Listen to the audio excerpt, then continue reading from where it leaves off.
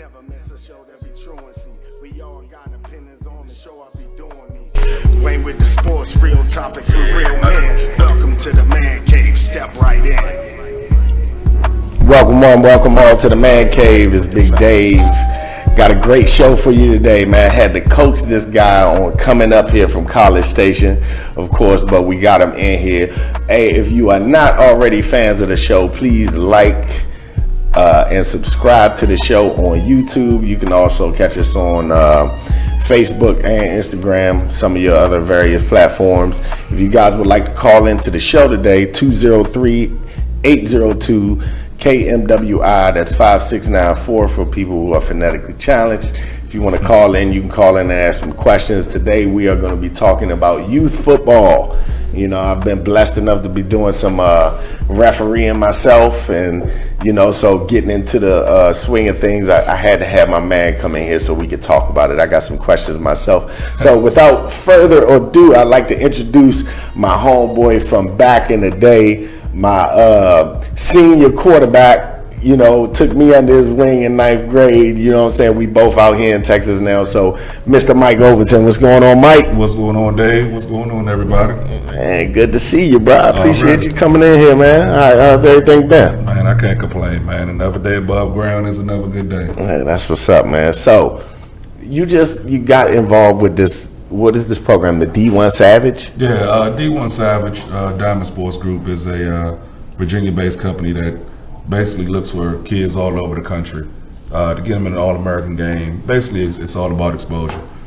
With technology today, and the aspect of the kids wanting to be seen and needing to be seen, by the right people, it's just another platform that Mr. Donnell Britt has, thought about and made it a reality. And now this is for the elite players in the area.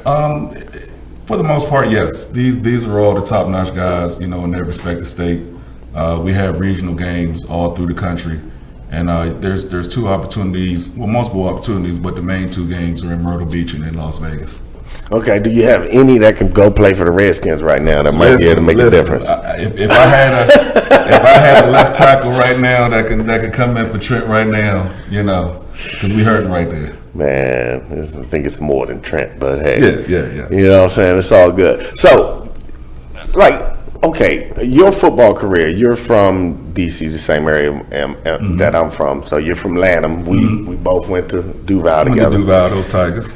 Yeah, right. So with your football career, how do you think that today in your coaching, that your career from back then, what does it translate? Well, does it help you in your coaching? At the end of the day, football is still between the lines. You got to be able to tackle. You got to be able to catch, block, run.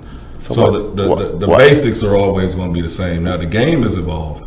Why aren't they teaching it in schools, though, like they used to? Well, in the day's age, you got to be politically correct. You can't have the coaches that we had coached, us coming up, being the same way. People are a little different.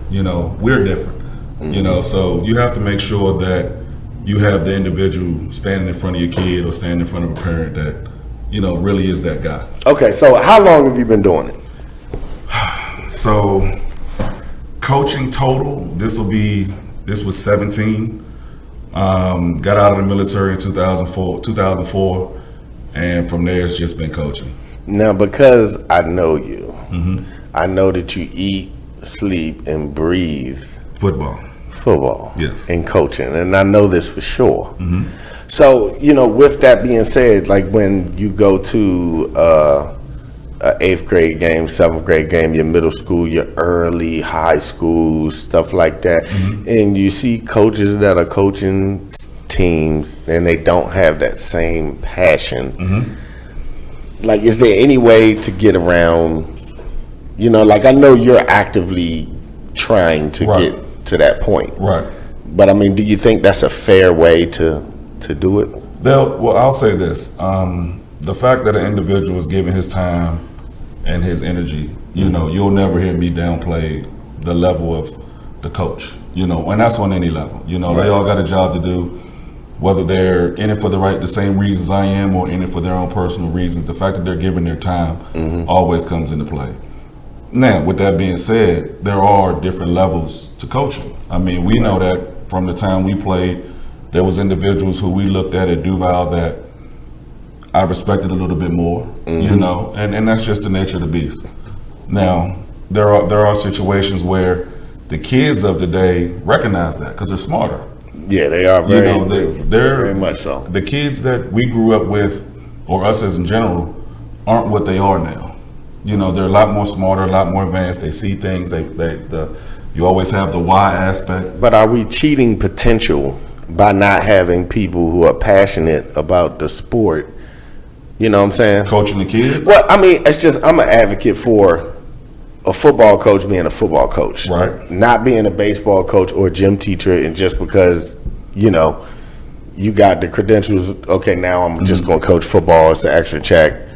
Right. You know, I want the kids to get the best, the most out of coaching. Like, I believe that coaching is important. So that's more what I'm saying. Like, you know, I see somebody like you with passion, but you have to, you know, you're coaching, you know, the D1 Savage League. And also the youth. I mean, the youth leagues. Right. But when can we get you to high school? Well, it's in the making. Right. You know, but let's start from where we need to start at. As far as with the youth is concerned, there's quality coaches in every youth organization across Those are America. the best coaches. Well, now here's the thing.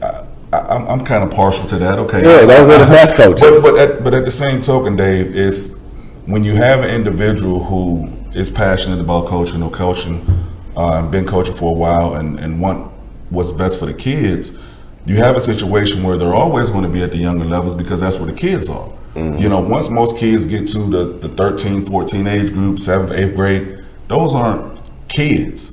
Right. You know, those are young adults. So they have minds of their own and really have their own personal things about them that they want to get across, whether that's from mom and dad, whether that's from the youth coach that they had, or whether it's in something internal. Right. So you're always going to have that, as we call it, separation of powers, where you have the youth levels and then you have the guys in middle school and then the guys in high school. Now, so let me ask you, what's the difference? Because when we played, okay, you would have your school coaches, the coaches that actually worked at the schools, right, and they were usually head coach, stuff like that. Right. But then they would also have a team around them of people who didn't necessarily work at the school and who could kind of relate with the kids in that nature. Is that gone now? Well, I'm asking. It's not that it's gone. It's just that each state is different. You know, now I would say in our situation growing up, things were different because at the youth level, you played all the way up until 8th grade. So as we didn't have middle school football up north. So it's a little different on that level alone because we had our youth coaches all the way up until we were 14. Right. Then we aged out, went straight to high school. Whereas here, they have to play middle school football. So that changes the length of time that you can have with the kid because if you're coaching him, let's just say he starts at 10. By 12, he's in middle school. Yeah, he gone. Right. You know, so it's really me focusing on the grassroots levels because that's the level of football that really needs the change. Okay. Well, going there, I'm going to go with you. Now, I've coached too, but now I've been lucky enough to start refereeing games out here in Dallas. And I referee several of the youth football games all the time. Playoffs, regular season, whatever it may be. The parents, dude. The parents. Hey, listen, I had a parent scream on me. I kicked their son out of the game, right? Okay, now I put them out the game because we tell them literally we don't want no cursing and no fighting. Right. If we hear you cursing, fighting, we're going to give you a warning, then you're going to go out the game. Right. So the little kid said something out his mouth. I said, "What'd you say?" And he said, "I said this." But, you know, he changed the word. Right. I was like, "Yeah, all right, I know what I heard, so you out the game." Right. And so his mom proceeded to curse me out, telling me that her son don't curse. Now, she's standing in front of the little boy. And I mean, she is calling me all sorts of all sorts of words. Right. So he's heard it. And then she looks me straight in my eye and says, "My son don't curse." After giving you... After cursing me out. Right. I mean, Listen, I'm a parent first and foremost, so there is a level of parenthood that we all need, especially at the youth level, because people have a misconception about, it's all about the kid, it's all about the kid. Now, don't get me wrong, that's true, but without the dedication and support of the parent, it doesn't matter how good that kid is. If he can't get to practice, how good can he be if he never plays? You're right. So the parents are always the individuals who you have to form those bonds with, because at the end of the day, if a parent is giving me their child, guess what? There's a level of trust that happens immediately. But no one is getting a scholarship off of Pop Warner football. That's not true. You have kids that's getting scholarships to the D1 programs in 8th grade. Okay, that's 8th grade. Okay, but they got to come from somewhere. Okay, they can come from somewhere, but you don't have to be crazy. Listen, I'm going to say this much. Okay? This is not the Super Bowl. Listen, you're talking about, okay, now when you say it's not the Super Bowl, I'll say this much. As a 14-year-old 8th grader, let's just say he's 14, okay? If you know at 14 and your parents know at 14 that you're about to get a $250,000 scholarship to go play D1 football, would your mindset change? Sure. Okay, so there's no different from that 8th grader to a 6th grader, because guess what? You're only talking 2 years removed. No. You're not talking about 8 years. Okay, because if you I understand if your kid and your team is good and you dealing on an elite team, like when you're talking about the D1 Savages, that's an elite program, right. But I'm talking about just the regular old, Pimp City Raiders. I'm gonna say this: there's elite kids at every level. And, sure. And even some of the smaller programs, the smaller organizations, you still see elite kids. I can tell you're a crazy parent too. No, you know how to cuss people out. No, I don't. I haven't cursed a parent out ever in my 17 So how's Stewie doing? He's an animal. He an animal. Yeah, he's like his dad. Yeah, he's an animal out there. But he's when he says Stewie, he's talking about my just turned 11-year-old. Yeah. What's up, Stewie? This is my man. Yeah. He's probably at home watching right now. He's different, but Makari. He's just like a lot of other kids that's going through, early life right now. They're looking for something that gives them an opportunity to release, and that's the biggest thing. Is these boys having an opportunity to play football and get that anger out. Because we always tell them, listen, Don, we don't want you doing this. Keep your hands to yourself. You as a coach. Mm-hmm. Okay, you are in the inside of these programs. You're in the inside of the building and making of them and the footwork of these. What scares you the most about the game of football? Honestly, not being taught the right way. That's the fear of anybody, and as a parent, that's my fear more than anything. But that leads back to the same thing I'm saying about having coaches that aren't 100%. Well, you got to do your homework. But they as a parent. You got to do your homework. You don't just. Sometimes you don't get a choice, though. Well, I'll say this much, and this is from the parent mic opposed to Coach O. I would do my homework in the event that there's multiple organizations that you can put your kid in. Now, if you only have one, not when they get to the high school level and the middle school level, though. Yeah, you can. Like, I noticed my son's team, when they were playing, and I noticed how, the tackling wasn't well, and certain things just wasn't, what I call standard. Right.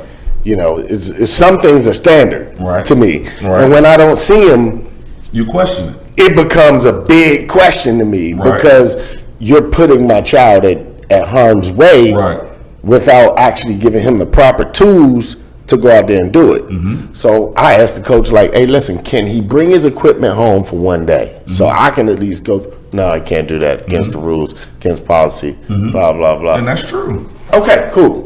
But when I see y'all break for halftime and the kids are walking, and then I see y'all break to come back after half, and they're walking, and there's no stretching on the sideline. There's no rah-rah at all. That's a program. I mean, at the end of the day, that's that specific program, and that's a program problem, and that's what I'm saying. Like when you have, like my son will tell me, man, he's the baseball coach, Well, I mean, again, you're looking at it from the aspect of from the parent perspective where the coaches that they're getting are, especially in middle school, are the math teacher, the science teacher, the social studies teacher. And I mean, that's fine. Right, but at the end of the day, they're still teachers first.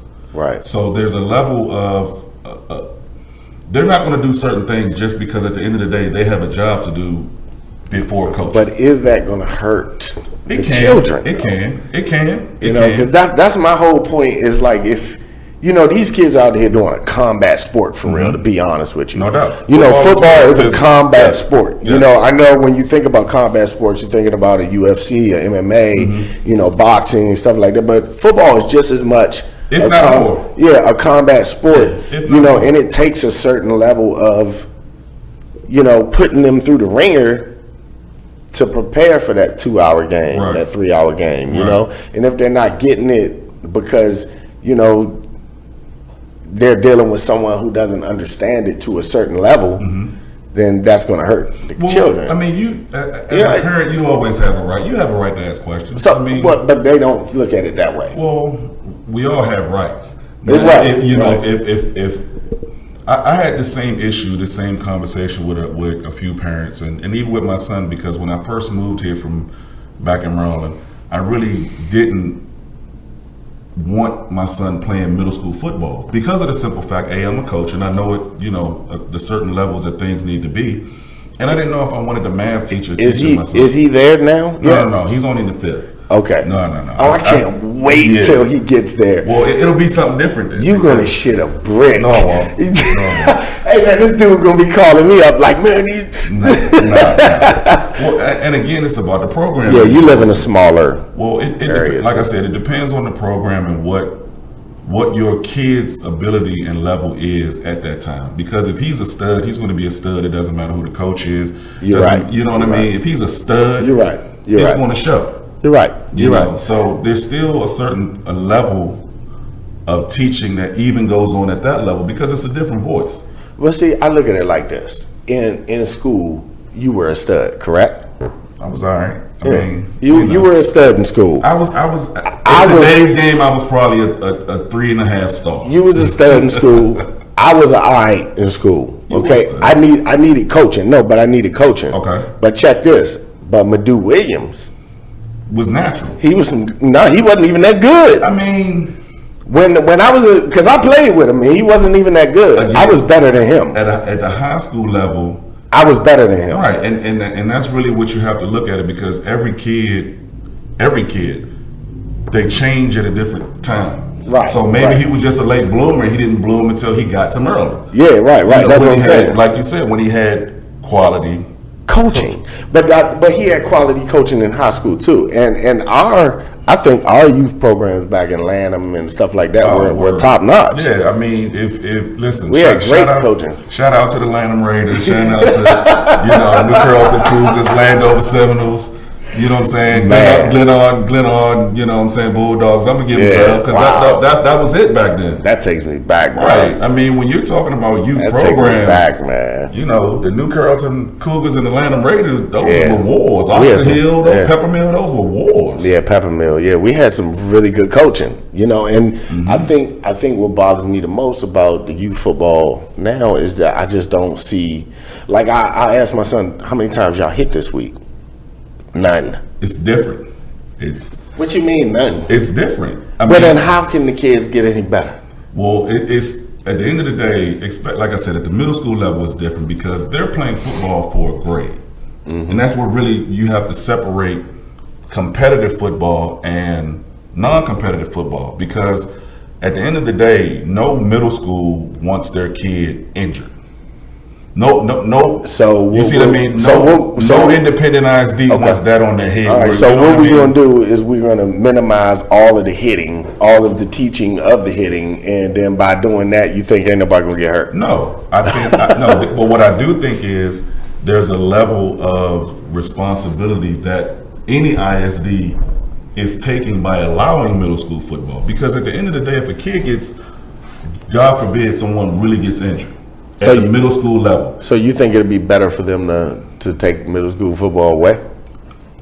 and leave it back to the youth coaches and let them have another 2 years of select football and stuff? Because I like select football. Listen, that's where it is. I like select football. You in today's age, especially up north where we're from, you already know you can have kids all the way up to 14U because there's no middle school football. Yeah. So the end product at the 9th grade where everybody is going to basically be seen. Yeah, shouts to the PG Storm. Shout out to, I feel you, Maryland Seahawks, them Turks back home, All right, so with you having a kid that plays football, does CTE, is that a topic in your home? Is it a topic in your program? It's a topic whenever an individual wants to know more information about it. It's not something that is rampantly talked about, because that's like the guy in the basement. You know what I mean? But how do you change your approach as a coach when it comes to that? You have to teach well. You have to teach better. You have to hone your craft, just like anything else. Music, anything. You have to train yourself. So just like in football as a coach, I want to make sure that the product that I'm putting out on the field is being taught as up to date as possible. Like I know we can't teach the kids the way that we played back in the game. We can't do Oklahoma. Why? They banned that? Did they really ban Oklahoma? Yeah, they did. Are you serious? I mean, listen, the kids today are bigger, stronger, faster than we ever were. So you have to look out for them when an individual parent or the kid won't. Because we didn't have, 6'2", 245, 250 pounds, sixth graders. Not on average. I don't know where those sixth graders go to school. Bro. I mean, I'm just saying today. I mean, you deal with some elite teams. You see them all the time. I mean, we went to Florida last year and I saw a kid out of New Jersey that was 10 years old. He was 6'2", 230, 240. He wore a size 12 shoe. He was 10. Okay, so this is what I want you to do. Like, I want you to make a case to all of the parents out there who are worried about their children playing football. And, because I personally believe it's a great sport for young men. It's a beautiful sport. It's a beautiful sport for young men. But there's a lot of parents out there that don't want their kids to play. We just had a guy who went and played for San Diego. I think you called in on that show. Yes, he was the one that called in. He played for San Diego. He played for Arkansas. And he said, I'm not letting my kid play football. And he's played up to the highest level. So you being on the highest level of coaching, you could be, because you do a lot, and we're going to talk about that right now as soon as we're done with this. What would you say to that parent that says, nope, kid's not playing? You got to respect it. Because at the end of the day, that parent is making that decision based on their own personal reasons. And what I don't want to do is get into a situation where I'm trying to convince a parent who has their own thought process. But if little Bobby is good, if he can play, he can play. And Bobby wants to play. And mommy says, I'm not letting Bobby play this violent and terrible game. And that this kid has an opportunity to do something. Are we talking at all, or are we talking about just until he gets to middle school? Because if mom... I'm talking about at all. Well, that's their right. That's the parent. Right. That's the parent. There's no override. But what would you say? What kind of argument could you come up with? It wouldn't be an argument. It would more be of an educational type deal. Okay, educate me. Right. Well, the first thing I want to ask you, why do you not want him to play? Because it's a violent and nasty sport. So is anything else. So is baseball. So is basketball. There's all of them have a level of violence. It's just to what level are you comfortable with as a parent? Because if your kid wants to play, there's certain things as a parent that I don't want to do, and I don't want my kid to ever feel that I don't support them in what they want, because it's his body or her body or what have you. So if my son was to come to me and say, "Hey, Dad, I want to do MMA, or if I want to play baseball, or I want to play golf, whatever," I don't want him to feel that I would support him just because of what sport it is. Right. You know what I mean? And I wouldn't take that. Now, me personally, I would rather find out if my kid likes football at 9, 10, or 11 opposed to 12, 13, 14, because once they hit the middle school and you're in this area, it's almost too late. Well, you're going to give them to the math teacher, like I said, or the science teacher. Now you're talking about their first football experience being taught to them by the math teacher. Yeah, I mean, the math teacher can do a hell of a job, but they got to be serious about. But again, it's all about the middle school that you're talking. I mean, I've seen some schools out here that are coached really well. I watched the game between I think Cedar Hill and DeSoto this week, and I mean that was a great game. Oh, I mean, there's some that top notch. was a great game. I mean, we have some top notch middle schools down in the area that I'm from. You know, I mean, some great middle schools. But it also has, like you said earlier, the what that coach is really doing. You know, what are they doing it for? Are they doing it for the love of the game, or are they doing it for a check? The check? Yeah. So you coached the national championship team last year, right? Well, we went. Our 9U did finish 4th in the country last year. Our 10U finished 2nd in the country. They had great programs. You know, great years last year and great years this year. And where did I play that at? That was in Kissimmee, Florida. Oh yeah, how was that trip? It was great. It was a great experience for a lot of boys who had never been out of the state. And you've even taken them so much as Dallas Cowboy Stadium too. They got a chance to play there. Got a chance to play with the Cowboys at a different time in our coaching career. But now, what is it that you're doing? You know, or the program, or the people you're around. What is it that you guys are doing that you can have all these avenues open up to the kids? Well, the biggest thing is being dedicated to the sport. That's first and foremost for anybody who wants to coach or get involved. It's time consuming. There's not enough minutes in the day. Right. So coaching football is one of those things where, you know, you only get them 3 or 4 days a week. You know, for an hour or two. You know, you really gotta, you know, condense a lot of things into a short period of time. So, you know, there's a level of respect, like I said earlier, that I have for anybody who gives their time, because it's not easy. But really the reason I do it is to give back. I mean, I had great coaches growing up, all the way from the youth level all the way to the high school level. I still talk to my coaches. We still talk to our coaches. Yeah. So, Wayno. Yeah. What up, Wayno? What up, Wayno? What up, Wayno? Hey man, I swear to God, that was the funniest nigga ever. Anyway, yeah, Shockley, always see Shockley. Yeah, Brady, all them Estes. Right. Hey, so, all right, I'm gonna ask you a couple questions, and I want you to answer them as fast as you can after I ask them. Okay. I'm gonna give you the choices. Okay. Okay, so the choices are talent or effort. Effort. Okay, you'll take effort over talent any All day. day. I tell my kids all the time. I say, hey. You know, hard work and effort beats talent most days. You know what I'm saying? Hard work beats talent when talent doesn't work hard. Okay. So, you're taking effort, right? Yes. Okay. So, my next one is going to be size or speed? Speed. Speed? Kills. Can't teach it. Yeah, can't teach it. Can't teach it. Either you got it or you don't. I can get you bigger. Right. But you can't teach speed, huh? If you got it, you know, some kids are blessed with it. You know what I mean? And you can't teach it. They come out running 4.2s. Okay. All right. I got that. Speed. All right. I got another one for you. Okay. So, would you take aggressive player, or mentally smart player? Mentally smart. I want smart kids, because at the end of the day, they got to take care of it. If they can't defend themselves out on the field, I can't use them. You know what I mean? So you got to be intelligent enough to know how to protect yourself. Right. You know, and that's probably the biggest thing for any of us. We want to make sure that the kids are out there being safe, as safe as possible. Yeah. Okay, so a tough player or a finesse player? Tough.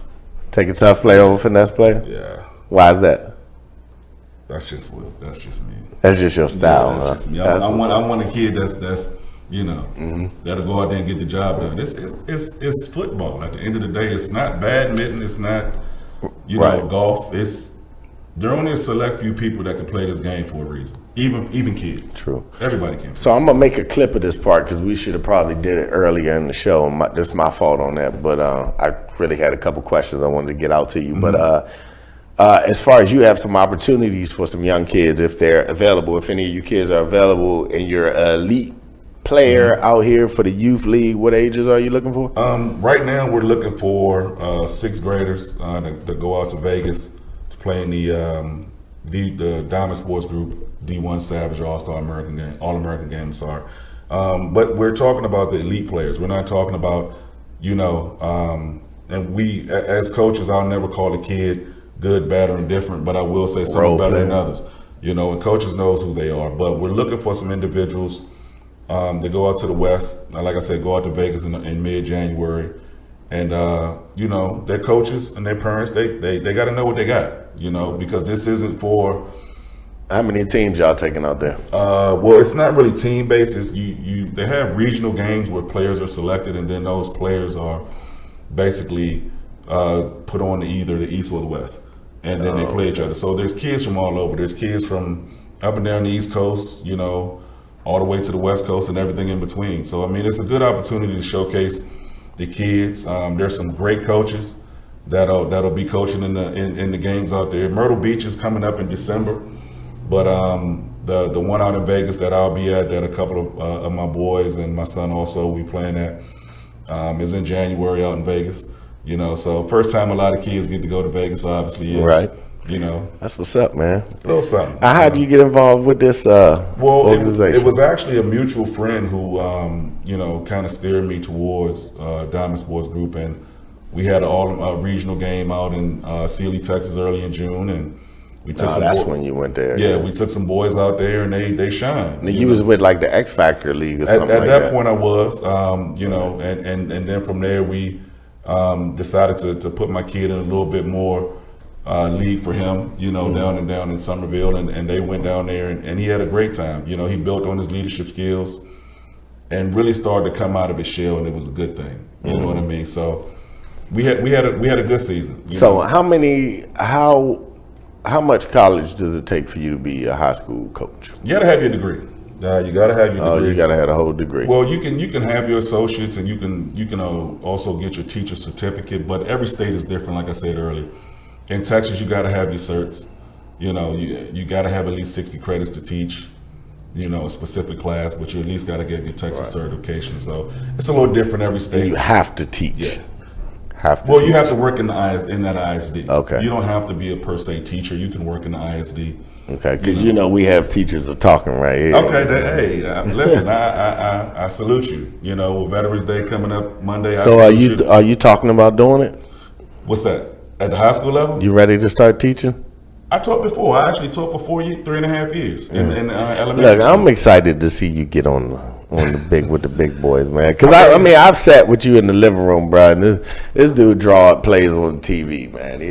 He had a TV on, like, I'm making a playbook, right? So I already know how you go. It's a passion, that I'm excited to see you move. I appreciate it. Up, you know what I'm saying? I appreciate it. And like I said, it's all about progression. I don't do this for me per se. I do it for the love, but I do it to make sure that the kids that I come in contact with are better, not only football players, but first and foremost, better young men. Now, how can these parents get in contact with you for the program in case? They can reach out to me at coach.o.youthsports@gmail.com. That's coach.o.youthsports@gmail.com.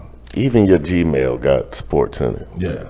Even my Gmail got sports in it. It's not a game. Like I said, I don't claim to be the most, the smartest man in the world, but there's a few things that I can do, and coach football is one of them. Right. That's how I feel about some stuff I do. I do very well. Yeah. You know what I'm saying? I can drive, motherfucker. There you go. One thing you can't say. I can push a whip. There it is. On you real quick. There it is. Okay, so so football in Vegas, that must be nice, man. Yeah, it's Vegas is nice out there. It get cold at night, but now who sponsors you guys? Like, how do you get funding? Is there any? Well, it's that's specific to D1. They're obviously probably 501(c)(3). All of us are. We're nonprofits who basically doing this for the right reasons. But each individual company is different. The program that I'm starting, it'll be a nonprofit. D1 Savages, something completely different. But great group of guys. Great group of guys. Okay, that's what's up, man. And you said it was started by who now? Mr. Donnell Britt. Donnell Britt. Yes, sir. Right, out of Virginia. Great gentleman. I met him for the first time early June. So this is in all 50 states? Not all 50, but the power states. I don't think we got to Utah. But the big boys always come into play. You get the Floridas, the Texas, the Californias, the Arizonas, the That's Ohio's, of course, the DMV. So what's the most important thing for these kids as far as going to the next level? Is it like nowadays they have that max prep and they have what's the other thing? Huddle. Yeah, and all of that. Like that stuff is really important nowadays, huh? The biggest thing is to be humble. You're going to get seen by a lot of people, and especially from our growing up, we didn't get noticed by everybody. We ain't getting noticed by nobody. I mean, we're again, that's what happens when you're a 3.9 star and a 3-point star over here. Don't let Dave fool you. Dave was tough in high school. I was decent. You know what I'm saying? It wasn't that though. It was the fact that I think it was just a different day. We ain't had no internet. It was different. You had, in order for you to get seen when we came up, somebody had to physically come see you. Physically. They said. I remember Coach Brady and them going with me. We were making a highlight tape, man, where you had to actually cut this part out and put it, and it was for real. Chop it up and. That's how we got seen back then. But again, we did what we had to do. Somebody put some music to my highlight tape. I was psyched. Yeah, I thought I had made it. Yeah, nowadays you got everything on the highlight tape. If your highlight tape ain't A1, man, that don't circle you and zoom in and everything. Now I'm like, man, these kids spoiled as mud. They got it all. So. That's all right, man. That's all right. Hey, look, I just want you to know I'm proud of you, bro. I appreciate it. I always follow what you're doing. You know what I'm saying? It's always a pleasure. You know what I'm saying, to just have somebody that I can, talk to. I want to know why y'all coaches are so hard on the referees, though. See, now that I'm refereeing, I'm on the other side. You can't win for nothing. Listen, man, y'all got the hardest job in sports. I agree with that. But sometimes you can't win for nothing. Listen, sometimes we gotta put our foot down a little bit. You can call just to prove a point. You can call a perfect game. It don't matter. Whoever losing gonna curse you out. Is there such thing? Huh? Is there such thing? It depends. Nah, ain't no such thing as a perfect game. It depends because you got to figure you got 3 guys out there. One is watching the back. You gonna miss a call every game. Yeah, you gonna miss calls all the time. That's why I said because you only got 2 eyes. But it ain't perfect. Then. See, there you go. You said that, not me. You know what I'm saying? You know what I mean. You can only watch. Hey. This dude got me and one of the coaches got into an argument because I didn't call. He said I ain't called an eligible man downfield on a 5-yard touchdown. It's a 5-yard touchdown. How far downfield can he get in 5 yards? Hold up. I'm going to put it to you like this. I'll call it if the tackle is running out for a pass. I'll call it. If the guard swim moves the defensive tackle and goes out for a pass, I call that.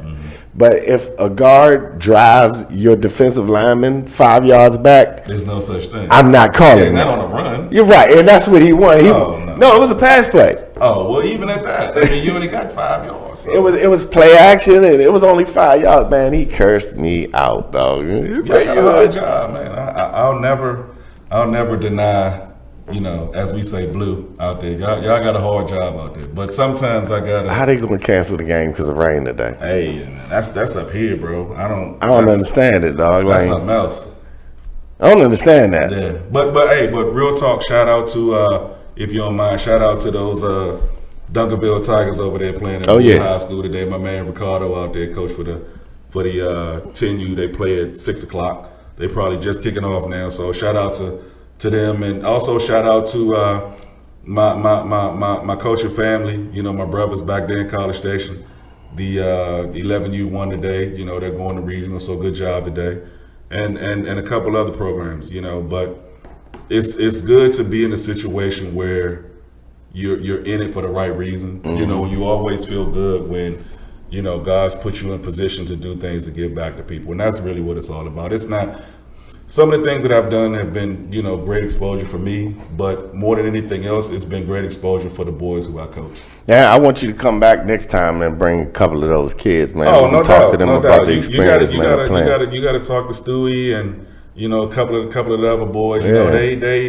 This is what they do. You put a mic in front of them, and I know you'll be back up here to play somewhere. No so it's all good, man. Hey, look, if there's anything else I want to put out there to the people, man, before we let them go. No, the biggest thing, like I said, we'll be doing something. 2020 will be a good year for me personally.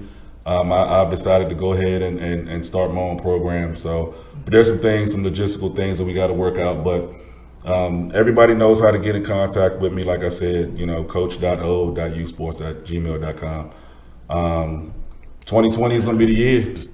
Right. It's going to be my year. I'm with it, bro. I'm gonna be front row seat watching it. Yeah, it's must-see TV out there, man. Yeah, I'm gonna be front row seat, man. It's must-see TV out there. As always, hey, Miss Rice, Miss Donna, hi, moms. Hi, moms. We made it. Because I know she gonna watch it. Oh, yeah, anybody watch it. Yeah, listen. My mother's different. Right, it's cool. Well, look, man, I appreciate you for doing this, man. Already. Thanks for coming up, man. It's a pleasure to even have you on the show. You know what I'm saying? We go way back, so I appreciate you doing it for us, man. And for all of you guys, this show will be available on YouTube in a few hours, maybe. You know what I'm saying? If you guys are not already fans, once again, please like, comment, and subscribe to it, man. If you guys need to get in touch with Coach O and you're not able to get in touch with him, you can always hit me up on Facebook. We have a Mancave page there. It's called The Mancave with the Fellas on Facebook, Instagram. You can hit me up. I'll put you in touch, man. Guarantee you, man. Thank y'all for joining us this evening, man. And thank you, Kenny, for doing this on a Saturday, man. Appreciate It's it. not my day, but we appreciate it. Appreciate it. See, it's the man cave, baby. Topics about to be hot. Dave Shug and the fellas watch us stir up the pot. Hot topics, put your mind at ease. We talking about everything, especially the shit that you need in our community. Never miss a show that be truancy. We all got opinions on the show I be doing me. Wayne with the sports, real topics with real men. Welcome to the man cave, step right in. It's the man cave.